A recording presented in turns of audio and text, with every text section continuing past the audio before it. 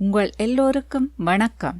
இன்று நான் சிறியவர் முதல் பெரியவர் வரை விரும்பி உண்ணும் ஒரு ஸ்நாக் ரெசிபியுடன் வந்திருக்கின்றேன். என்னவென்றால் கேரமல் பாதாம். இதை நீங்கள் விரும்பி சாப்பிடலாம் அல்லது கிஃப்டாகவும் கொடுக்கலாம். இதை கூடுதலாக கிறிஸ்மஸ் நியூ இயர் டைம் விற்பேர்கள் வாங்கோ செய்ய தொடங்கலாம். தேவையான பொருட்கள்: பாதாம் பருப்பு 1 கப் அல்லது 150 கிராம், சீனி 3/4 கப் அல்லது 150 கிராம், தண்ணி 4 மேசைக்கரண்டி, vanilla sugar 1 packet, parchment paper போட்ட குக்கி ட்ரே. ஒரு பாத்திரத்தில் சீனி, தண்ணி, பாதாம் பருப்பு, வெனிலா சுகரை போட்டு மிக்ஸ் பண்ணி விட்டு மீடியம் ஹீட்டில் விட்டு கொதிக்க விடுவோம். இந்த ரெசிபிக்கு தண்ணியின் அளவு மிக மிக முக்கியம். தண்ணியின் அளவு கூடினால் இது சரியாக வராது. உங்களுக்கு கருவா ஃப்ளேவர் பிடித்தால் இதனுடன் போட்டு கொதிக்க விடலாம். எனக்கு இதற்கு கருவா போடுவது பிடிக்கவில்லை, அதனால் நான் போடவில்லை. இப்போது கொதிக்கத் தொடங்கி விட்டது. இனி கைவிடாது தொடர்ந்து கிளறிக்கொண்டே இருக்க வேண்டும்.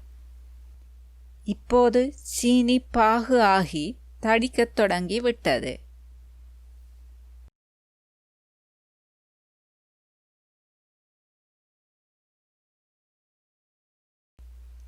சீனி கிறிஸ்டலாக தொடங்கிவிட்டது. இதை செய்வதற்கு ஸ்டெயின்லெஸ் ஸ்டீல் பேனை எடுத்துக்கொள்ளுங்கள். நான்ஸ்டிக் பேனை பாவித்தால் சீனி கிறிஸ்டல் நான்ஸ்டிக் பேனை கீறி பழுதாக்கிவிடும்.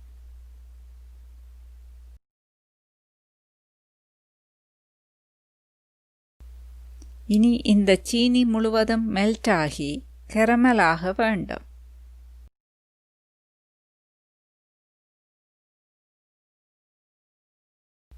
இப்போது சீனி திரும்பவும் உருகத் தொடங்கிவிட்டது.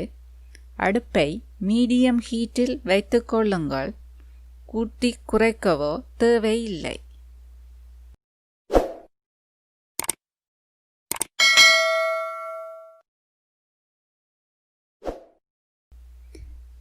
சீனி கரமலாகிக் கொண்டிருக்கும் போது பாதாம் வெடிக்கின்ற சத்தம் கேட்கும்.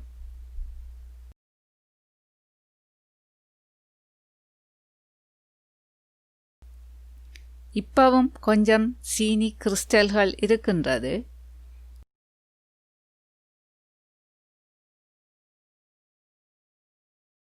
இப்போது எல்லா சீனியும் உருகி கரமலாகிவிட்டது. அடுப்பை ஆஃப் பண்ணி கொள்ளலாம். இதை இப்படியே பார்ச்மெண்ட் பேப்பரில் போட்டுக்கொள்ளாமல் ஒரு கரண்டியால் எடுத்து பார்ச்மெண்ட் பேப்பரில் போட்டுக்கொள்ளலாம். இதை நீங்கள் விரைவாக செய்ய வேண்டும், இல்லாவிட்டால் கேரமல் கட்டியாகிவிடும். ஒரு முள்ளுக்கரண்டியால் பாதாமை பிரித்து கொள்ளலாம்.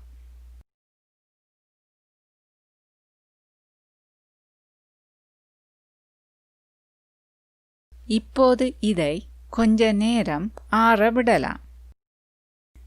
கொஞ்சம் சூடாக இருக்கும் போதே இதை கையால் பிரித்து தனித்தனியாக்கி கொள்ளலாம்.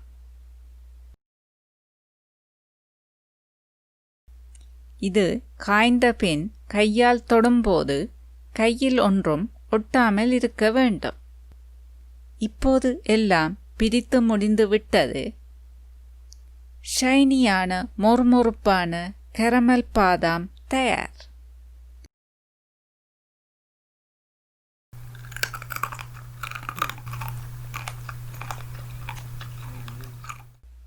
இதை சாப்பிடத் தொடங்கினால் தொடர்ந்து சாப்பிட்டு கொண்டே இருக்கலாம்.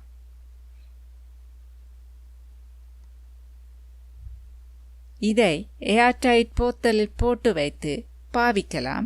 ஆனால் அதுவரை மிச்சம் இருக்காது. நீங்களும் இதை உங்கள் வீட்டில் செய்து பாருங்கள். இது நிச்சயம் உங்களுக்கு பிடிக்கும். உங்களுக்கு இந்த வீடியோ பிடித்திருந்தால் லைக் பண்ணுங்கோ, கமெண்ட்ஸ் பண்ணுங்கோ, உங்கள் ஃபேமிலி ஃப்ரெண்ட்ஸுடன் ஷேர் பண்ணுங்கோ, மறக்காமல் சப்ஸ்கிரைப் பண்ணுங்கோ.